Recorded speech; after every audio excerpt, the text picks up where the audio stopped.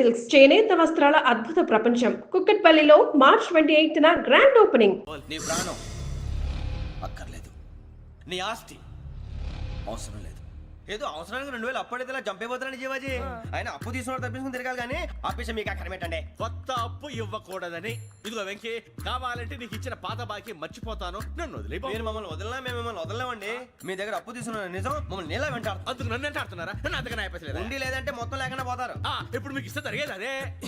ఇస్తే ఇవ్వండి, లేకపోతే మానేయండి, అంతేగాని శుక్రవారం పూట అశుభ మాటలు మాత్రం ఆడకండి. శుక్రవారం లేదు, శనివారం లేదు, అసలు వడ్డీ వ్యాపారమే చేయడం లేదా? జీవాజీ డిస్కషన్స్ అనవసరం. ఇప్పటికి 18,000 ఇచ్చారు, ఇంకో 2,000 ఇస్తే 20,000 రౌండ్ ఫిగర్ అవుతుంది. 2 రోజులు తిరిగి ఇచ్చేస్తాం. వీళ్ళకి ఇప్పుడు దాకా ఇచ్చింది 14,000 కదా, 18,000 అంటాడేమిటి పెచ్చనాయాలు? పడ్డాడు కక్కుర్తాడు. సంగతి వరకు తెలుసు. అసలేనయ్యా, ఇదే నేను మీకు ఇచ్చే ఆఖరి అప్పు. మీరు ఇచ్చిన ప్రతిసారి ఇలాగే అంటారు. ఇతనే వచ్చిందని తగలేయకుండా ఊరికే వచ్చింది ఏంటి? అబ్బాయి ఏం లేదండి. జాగ్రత్తగా ఉపయోగించి పైకి రావాలయ్యా. సరే, ఈ 2,000తో 20,000 సంపాదిస్తారు. అదే కూర్చొని ఆలోచిస్తాం. ఆ జీవగాడు ఎప్పటికైనా జీవితంలో పైకి రావాలంటాడు. రోజు ఇంత పైకి వస్తాం తెల్లడికి. రే, మనం దొరికిన వాళ్ళ దగ్గర అప్పు చేసి తాగెత్తనం. ఇలా ఎన్నాళ్ళు పిచ్చే వాళ్ళు ఉన్నన్నాళ్ళు తెలిసిన వాళ్ళందరూ అయిపోయారు, ఇంకెవరు మిగిలారా?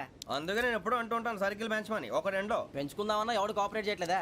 మనం చూస్తేనే జంప్ అక్కడ. అరే వడ్డీ ఎంతైనా పర్వాలేదు, అప్పు ఏంట్రా అంటే ఒక ముందు రాడే. ముందుకు వస్తే వాళ్ళు వెనక్కి వెళ్తారని భయం. భయం భయం భయం, ఎక్కడ చూసినా భయం. ఎన్నాళ్ళు భయం? మనల్ని చూస్తే మనకే పరమ అసహాయం చేస్తుంది. మనకే కాదు, ఊళ్ళో వాళ్ళందరికీ కూడా అదే ఫీలింగ్. అందరూ డిగ్రీ 3 సంవత్సరాలు చదివి పాస్ అయితే మనం 6 సంవత్సరాలు చదివి పాస్ అయ్యాం. మరి ఉద్యోగం ఎవడి? ఉద్యోగాలు ఇవ్వక, అప్పులు ఇవ్వక, తాగేది ఎలాగా, బతికేది ఎలాగా? అరే మనం మాత్రం మనుషులం కాదా? మనకి కోరికలు ఉండవా? ఇప్పుడు మనం ఆలోచించాల్సింది అది కాదు, రేపటికి ఎవరిని చంపాలి. కాలనీలో ఎవరు సార్?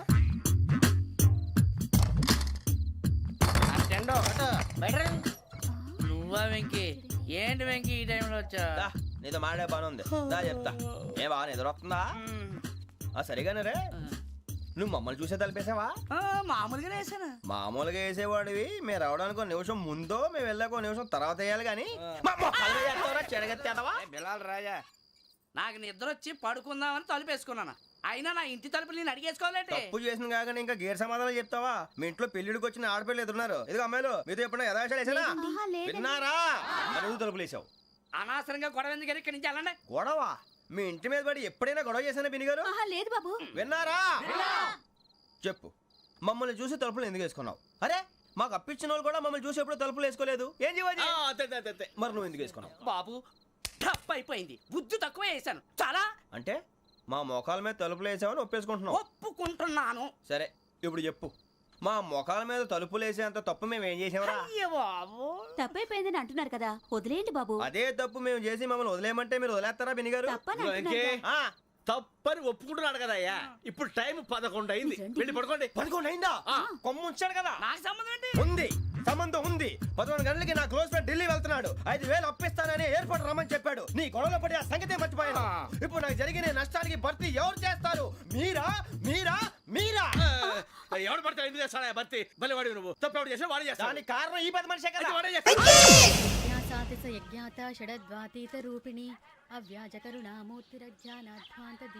బీరు రమ్ము కలుపుకూడదు, తలకే పట్టేసింది. ఏంటే చదువుకుంటున్నావా? చదువుకో చదువుకో. దేనైనా వెనక్కి తీసుకురావాలం కానీ పోయిన కాలం వెనక్కి తీసుకురావడం ఎవడి వల్ల కాదు. టైం విలువ గురించి నువ్వు మాట్లాడడం.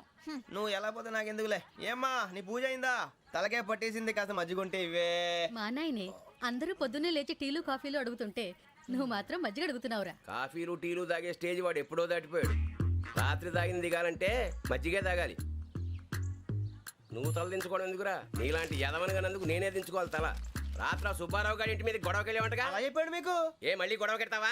నీ దెబ్బకు భయపడి రాత్రి తలుపులు తీసి పడుకున్నారంట. తెల్లారగా టైంట్లో దొంగలు పడ్డారు. ఆడింట్లో ఉందిలేండి, పట్టుకుపోవడానికి అక్కడ కూతురు తప్ప. ఎన్నాళ్ళు ఇలా బేవర్స్గా తిరుగుతావురా? ఇన్నాళ్ళని ఏం ఫిక్స్ అవ్వలేదండి. చిచి నాన్న, అమ్మా, కంబైన్ స్టైల్స్ కి ఫ్రెండ్స్ ఇంటికి పిలుద్దాం అంటే వీడికి భయపడి ఎవరు రావడం లేదు. నేనే చేశానే. వాళ్ళ వంక అదోలా చూస్తున్నావంట. గొప్ప ఫిగర్ అని అదోలా చూస్తాను. ఏదో మోహాలు వేసుకొని చదిగా. ఆ గొంతు ఆ వాలకం చూడలేకపోతున్నాను రా బాబు. చిన్నప్పుడు వచ్చి నా అలాగే ఉన్నావు, తెగ ముడిచిపోయారు. ఇప్పుడు నచ్చట్లేదు నాన్నగారు మీకు? నేను యదవలతో డిస్కస్ చేయను. నేను చేస్తాను. మీరు చెప్పదలుచుకుంది ఏమిటో చెప్పండి. ఇంకా చెప్పేదే ఉంది. నువ్వు ఇలా గాలికి తిరుగుతుంటే నేను తిండి పెట్టలేను. నాన్నగారు ఇప్పుడు శుక్ర మహాదశి 4వ పాదంలో ఉంది. నేను ఇప్పుడు ఏం చేసినా కలిసి రాదు. శనిగారు సెంటర్ లో కాసేసి నన్నే చూస్తాడంట. వాడు అలా సైడ్ అయిపోయి నేను ఏదో ఒకటి అవుతాను కదా, మీరు కంగారు పడకండి. ఇవన్నీ ఆ జగదాంబ చౌదరి గారు చెప్పాడా? వా జేసీ గారిని గాడు గిడు అనకండి బాబు, మీకే మంచిది కాదు. అబ్బా ఊరుకోండి, ఎవరి నమ్మకాలు వాళ్ళవి. ఎరా ఇంతకీ ఆ శనిగాడు సైడ్కి ఎప్పుడు వెళ్తాడంట? నేను పోయా. నువ్వు సెంటర్ లోకి రావాలమ్మా. మరి ఆ గురువు సెంటర్ లోకి ఎప్పుడు వస్తాడంటావు? అవన్నీ మనకి తెలుస్తాయి అంటే జేసీ గారు తెలుస్తాయి. నాన్నగారు ఒక 1000 రూపాయలు ఇవ్వండి, దక్షిణ నుంచి అన్ని అడిగేసి వస్తాను. ఎదిగిన కూతురు గుండెల మీద కుంపటైతే నీలాంటి బేవార్స్ కొడుకు క్లైమోర్ మైన్స్ లాంటి వాడు దరిద్రుడా. ఆ జేసీ గారు పోయాక వీడు నేను అమ్మ నువ్వే ఫీల్ ఓకే. ఆయన కావాలని అంటున్న మాటలు కాదు, ఆయన దేవుడు. కానీ ఆ శనిగాడు ఆడి కాన్సన్ట్రేషన్ అంతా నా మీదే పెట్టేశాడు. మరి ఇప్పుడు ఎలాగరా నాన్న? ఆ పని మీద డబ్బులు అడుగుతుంటే నిసుకుంటున్నాడు. పోనీ నువ్వేనా ఇవే? నా దగ్గర కూడా లేవురా. తెలుగు భాషలో నాకు నచ్చని ఒకే ఒక్క పదం లేదు.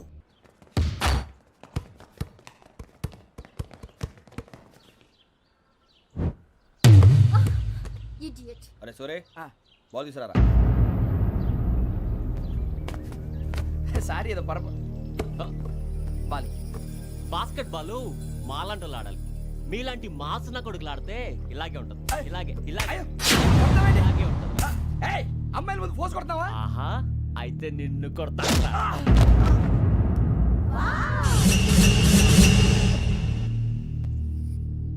వాడు అమ్మాయిలు ఉన్నారని చూడరా ఎరా రెచ్చిపోతున్నాడు. బాస్కెట్ బాల్ మీ వాడి ఆట కానీ మీలాంటి మాసోళ్ళు ఆడే ఆట కాదు అంటున్నాడు రా. రే ఇంత ముందు 2-3 సార్లు కూడా ప్రతి విషయంలో జోక్యం చేసుకుని మన వాళ్ళు కొడుతున్నాడు రా. వాడిని ఏదో ఒకటి చేయాలరా, వాడిని వదలొద్దు.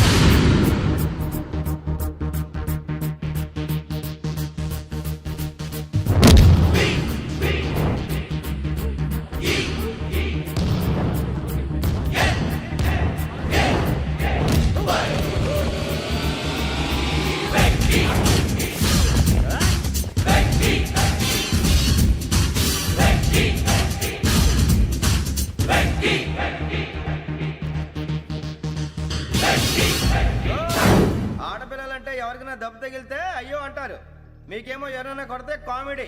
కొట్టిన వాళ్ళు మీ దృష్టిలో హీరోలు. ఇప్పుడు నేను పచ్చడిగా కొడేస్తాను, నేను హీరోని అయిపోతానా? ఏంట్రా రెచ్చిపోతున్నావు? మాకు ఛాన్స్ ఇవ్వా? అసలు వచ్చిందే నీకోసం. మా ఓటు బ్యాక్గ్రౌండ్ తెలియక ఆడమే చేసావు. ఇప్పుడు నీకు అప్పుడు అయిపోతున్నా రే. వాడి బ్యాక్గ్రౌండ్ సరే, అసలు నీ బ్యాక్గ్రౌండ్ ఏంట్రా? నాకు సెపరేట్ బ్యాక్గ్రౌండ్ అంటూ ఏం లేదురా. నేను ఎక్కడ నిలబడితే అదే నా గ్రౌండ్. అంత పుడింగువా? తెల్దా?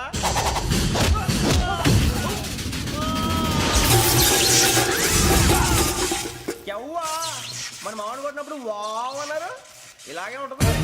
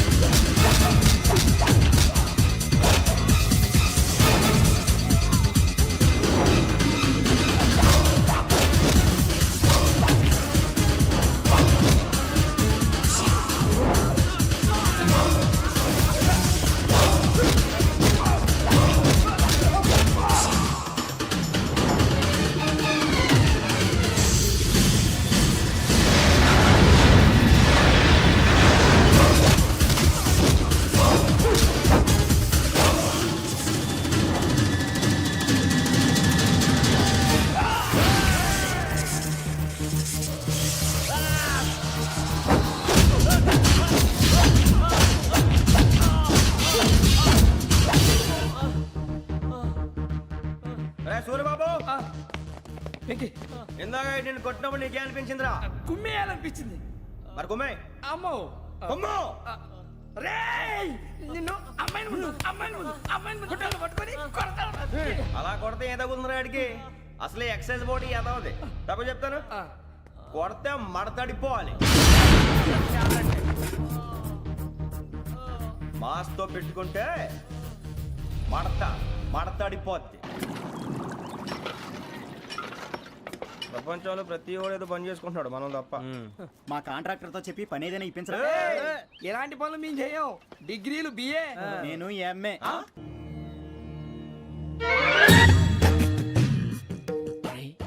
కళ్ళు మూసుకునే ఉన్నాడు, కొంపదీసి నిద్రపోతున్నాడేంటి? కళ్ళు మూసుకొని ఎవరినో కాంటాక్ట్ చేస్తున్నారు. అవునా? అబ్బా. రామ్ ప్రసాద్, నీకు నిజం చెప్పాలంటే బాధగా ఉంది, కానీ చెప్పక తప్పదు. ఎందుకంటే అది నిజం కాబట్టి. Correct sir, correct. ఏంటి సార్ అది? నీకు 40 ఏళ్ళు వచ్చే వరకు కష్టాలు తప్పవు. గురూజీ, అవి మామూలు కష్టాలు కావు, అష్ట కష్టాలనే చెప్పాలి. ఉదాహరణకు అవి ఎలా ఉంటాయంటే, దొరక్క నీకు ఫుడ్ దొరికితే అది నీ నోటికందే లోగా నీ కాలో నీ చెయ్యో తగిలే మట్టిపాలైపోతుంది. నీ వాకలికి తట్టుకోలేక అప్పు కోసం ఎండను పడి వెళితే అక్కడ తాళం వేసి ఉంటుంది. మరో కఠోరమైన నిజమేమిటంటే, నీ దరిద్రాన్ని చూసి భరించలేక నీ భార్య లేచి వెళ్ళిపోతుంది. ఒక్కతేనా ఎవరితోనన్నా? తప్పు. అతని దురదృష్టాన్ని చూసి ఎగతాళి చేయకు రమణ. Sorry sir. ఇదయ్యా రాంప్రసాద్, నువ్వు ఈ 40 ఏళ్ళు ఈ నరకాన్ని అనుభవించక తప్పదు. 40 ఏళ్ళ తర్వాత అలవాటైపోతుంది. ఇక నువ్వు వెళ్ళొచ్చు. ఏమో వెంకటేశ్వరరావు, కులాసైనా రమ్మన్నారట. నీకు శుభవార్త చెబుదామని పిలిపించాను. ఏంటి గురూజీ? నీకు శుక్రమహాదశ ప్రారంభం అవబోతుంది. అంటే సరిగా సెట్ అయిపోయినట్టేనా? ఆల్మోస్ట్ అయిపోయినట్టే.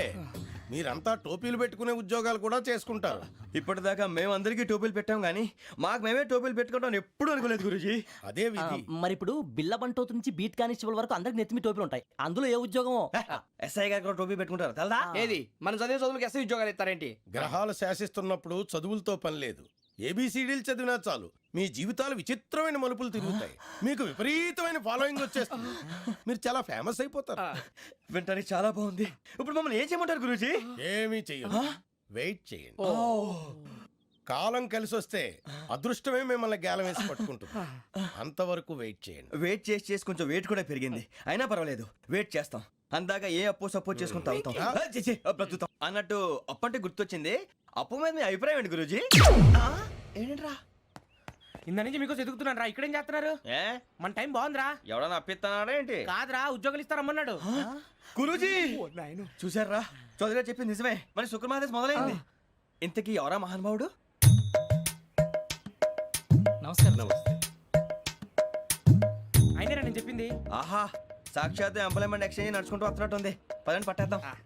నమస్కారం సార్. నమస్తే. వీలే సార్ మా ఫ్రెండ్స్. నమస్తే. నేను చెప్పానుగా, భగవాన్ గారు. ఆహా, పేరులోనే దేవుడు ఉన్నాడు. లోపల కూడా పాజిటివ్ థింకింగ్ ఎక్కువ. ఇంతకీ మీరు ఇండియానా చైనీసా? India sir. మా ఫేస్ చూస్తారు అనిపించలేదు మీకు? భలే కామెడీ ఫీల్ ఉన్నాడు. అవును సార్. నేను అడిగేది ఇండియన్ రెస్టారెంటా చైనీస్ రెస్టారెంటా అని. నేనేది ఓపెన్ గా డిస్కస్ చేయను కదా. పేరు చూసుకుల్లో డిస్కషన్ పెడతాడు అనుకుంటే వీటేంట్రా హోటల్ అంటున్నాడు. బాబు ఎట్ ఫీల్ అవుతున్నాడు. అంతా మీ ఇష్టం ఉంటున్నాడు సార్. ఫస్ట్ చైనీస్ రెస్టారెంట్ కి వెళ్దాం. నెక్స్ట్ అక్కడ డిసైడ్ చేద్దాం. చాలా ఇబ్బంది పడుతున్నట్టున్నారు. నువ్వు చేత్తో తినే బాబు. నేను జనరల్ గా చైనీసే ప్రిఫర్ చేస్తాను. ఫ్యాట్ కంటెంట్ తక్కువ ఉంటది కదా. రేపు నుంచి మేము కూడా ఇదే ఫాలో అవుతాం. ఎంతకీ మీకు స్టీల్ ప్లాంటా, షిప్ యార్డా, ఏషియాడా, జింక, బంకా? బంకా, హెచ్పిసిఎల్. ఇవన్నీ దేనికి సార్? దేనికేంటి? ఉద్యోగం చేయడానికి. మీకు ఎందులో కావాలో చెప్పండి. నేను అమలపోతున్నారా? ఏంటయ్యా డిస్కషన్స్? మాకు నీ ఛాయిస్లు ఉంటాయి అనుకోలేదు. మీరు సడన్ గా జింకు బంకు అంటే సింక్ అవడానికి కొంచెం టైం పట్టింది. అదే అదే జేసీ గారు టోపీలు పెట్టుకుని ఉద్యోగం అన్నారుగా. వీటిలో టోపులు పెట్టుకునే జాబ్లు ఎక్కడ ఉన్నాయండి? అన్నిటిలోనే ఉంటాయి, వాటిలో కూడా ఉంటాయి. వాచ్మెన్ ఉద్యోగం కావాలా?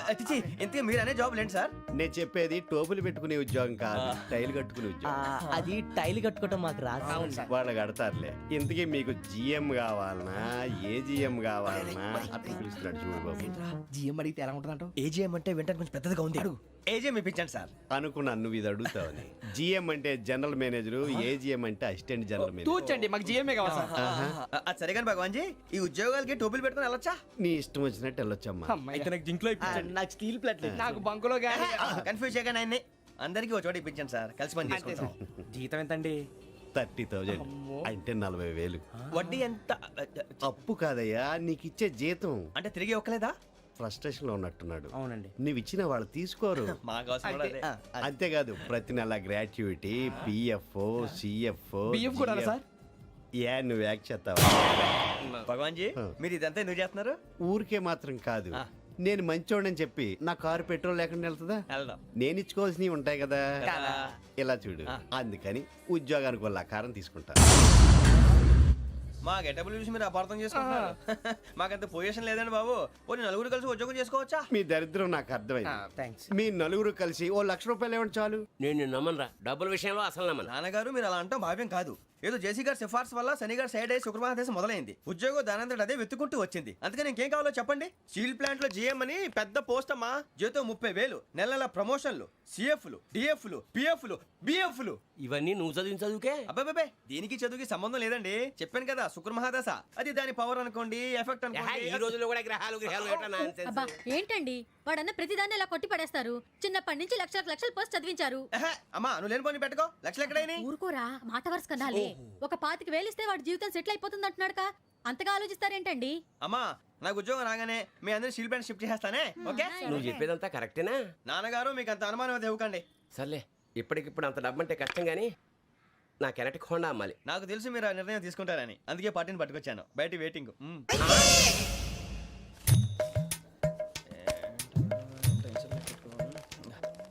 ఇవ్వండి. భగవాన్ జీ మీతో నాకు కుదరదండి, మీరు తేడా మనుషులా ఉన్నారు. చూడటానికి అలా కనపడతాం కానీ తేడా మనుషులు కాదండి. ఇది ఎంతో లెక్క పెట్టండి. 5,000 తగ్గిందండి. ఆ విషయం నాకు ముందు చెప్పాలి కదా, ఇది తేడాతనం కదా. సర్దుబాటు కాక జరిగిన పొరపాటు. మా దరిద్రం మీకు తెలియదు కాదు. మీ ప్రాబ్లమ్స్ నాకు అనవసరం అండి. ఇప్పటికే మీ మూలంగా 3 లక్షల బొక్క తెలుసా. మీరు ఫేస్ అంత చిరాగ్గా పెట్టకండి. రే ఆ గొలుసేవరా తొందరగా ఎవరా, ఆయన కోపం వస్తుంది. ఇదిగో తీసుకోండి. తీసుకోండి please. భగవాన్ గారు తీసుకోండి సార్ ప్లీజ్. భగవాన్ గారు మీ కోపం తగ్గిందా? కోపం కాదు వెంకటేశ్వరరావు గారు, ఎందుకో మోసాన్ని భరించలేను. అది నా బలహీనత. ఇవన్నీ వదిలేయండి, ఇంకోసారి పొరపాటు జరగదు. మేము ఎప్పుడు జాయిన్ అవ్వాలో చెప్పండి, కొత్త బట్టలు కొనుక్కోవాలి. మీరు ఆ పనిలో ఉండండి. పొద్దున్నే గుడికి వెళ్ళి 9:30 కల్లా, మొన్న వచ్చారే ఆ ఆఫీస్కి వచ్చేయండి. మీ అపాయింట్మెంట్ ఆర్డర్స్ రెడీగా ఉంటాయి. 8:30కి వచ్చేస్తాం. మీరు వచ్చిన వాళ్ళ తలుపులు తీరు. మీ కంగారు నేను అర్థం చేసుకోగలను. ఇంతకాలం పని లేక స్తంభించిపోయిన మీ జీవితాలు ఇక నుంచి వేగం పుంజుకుంటాయి. ఆయన ఉన్నారా? ఎవరు? భగవాన్ గారు. మీరెవరు? ఆయన క్లోజ్ ఫ్రెండ్స్. సరే లోపల రండి. పదా సార్ వీళ్ళు భగవాన్ క్లోజ్ ఫ్రెండ్స్ అంటారు. సరే నువ్వు వెళ్ళి నేను మాట్లాడతా. సార్ మీరంతా భగవాన్ స్నేహితులా? అవును, అలాంటి స్నేహితులు ఉన్నందుకు గర్వపడుతున్నాం. సరే ఏంటి సంగతి? ఏముంది, మా అపాయింట్మెంట్ ఆర్డర్ చేస్తే పట్టుకులు చేరిపోతాం. ఈ రోజు గురు పౌర్ణమి, మంచి రోజు. అపాయింట్మెంట్ ఆర్డర్ ఏంటి? మీకు అందాల్సిన నీకు అందనట్లేదు. ఏంటది? ఏంటంటావేంటి?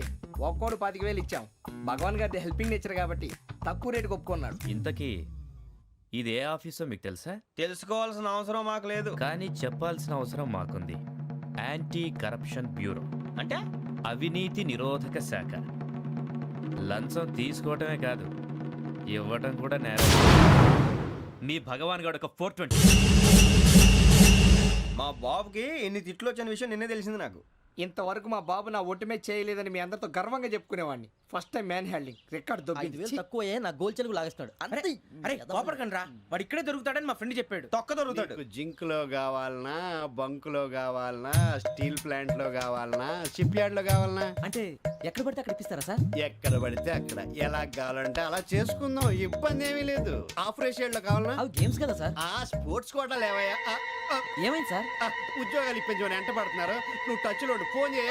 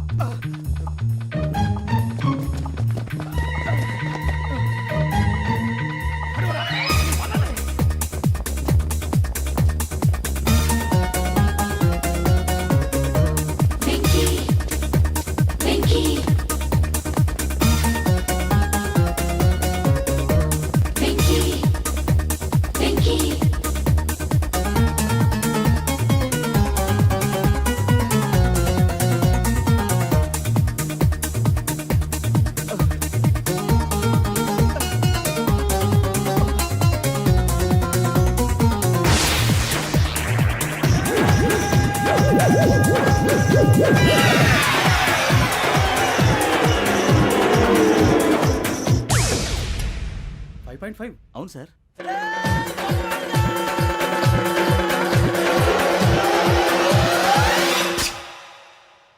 గ్రేట్.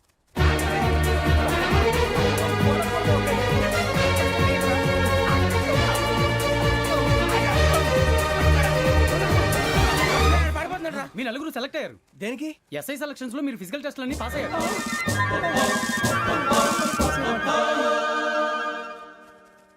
కానీ మేము అప్లై చేయలేదు సార్. అప్లై చేయలేదా? చేయి వదలకండి సార్, కాలు పట్టుకోవాల్సి వస్తుంది. రాగరాకు వచ్చిన అవకాశం. సరే, మీరంతా డిగ్రీలు పాస్ అయ్యారా? ఎప్పుడో. ఓకే, ఇప్పుడు అప్లై చేయండి. Thank you sir. నేను మేనేజ్ చేస్తాను. Thank you sir. మీరు రిటర్న్ టెస్ట్ ప్రిపేర్ అలాగే అవ్వండి. సార్. All the best. రేయ్, ఈ పరీక్షల్లో సమాధానాలని ఏబిసిడ్యూల్లోనే ఉంటాయి. ప్రతి ప్రశ్నకి 4 ఏదో ఒకటి కరెక్ట్ ఆన్సర్. ఏది కరెక్టో మనకు తెలియదు కదరా. నీకు ఏబిసిడ్యూల్ తెలుసు కదా? తెలుసు. అయితే కళ్ళు మూసుకుని 4 ఏదో ఒకటి రాసుకుంటూ పోతాం. మన అదృష్టం బాగుండి అవి కరెక్ట్ అయితే పాస్ అయిపోతాం. ఎస్ఎల్ కూడా అయిపోతాం. వారిని ఏబిసిడీలు వస్తే ఎస్ఐలు అయిపోతాం అని తెలిస్తే నాన్న కష్టాలు పడి డిగ్రీలు చేసేవాళ్ళం కాదు కదరా. రెడీ, స్టార్ట్ చేద్దాం. నీ ఇష్టదేమో ఆంజనేయ స్వామి. వేసుకో. నీ ఇష్ట పొలిటీషియన్ వాజ్పేయి. ఏబిసిడీలో రావాలి. నేషనల్ లెవెల్లో కాదు, స్టేట్ లెవెల్లో 7. స్టేట్ అయితే చంద్రబాబు నాయుడు. సిఎస్కో. నీకు ఇష్టం క్రికెటర్ ఎవర్రా? Mister dependable. ఆడేవడరా? ఓ నీ క్రికెట్ లో విజ్ఞాన ప్రదర్శనలో ద్రావిడు. డిఎస్కో. వేసావా? నీకు ఇష్టమైన నటుడు? బాలకృష్ణ. సమర్ సుమారెడ్డిలో డీటెయిల్స్ వద్దు, బిఎస్కో. అయిపోయిందిరా. అందరూ దీన్నే ఫాలో అవ్వాలి. రాత్రికి ఏబిసిడీలు బాగా బట్టి పట్టండి.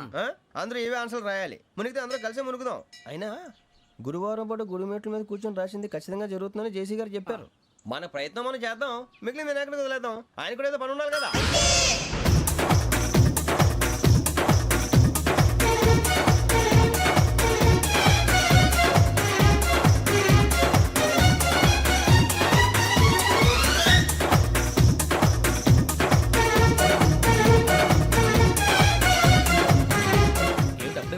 మేము దేవుడిని నమ్ముకున్నాం, అందుకే ఫాస్ట్. వాళ్ళని నమ్ముకున్నారు, అందుకే లేట్. అర్థం కాల.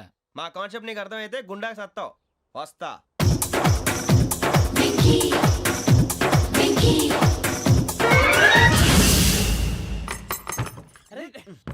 మనం అనుకున్నదంతా జరిగిపోయిందిరా. పొద్దున చిరా తెప్పించకండి. ఎవరు పోయారు? నీ దరిద్రం పోయింది. నువ్వు ఎస్ఐ ట్రైనింగ్ సెలెక్ట్ అయ్యావు.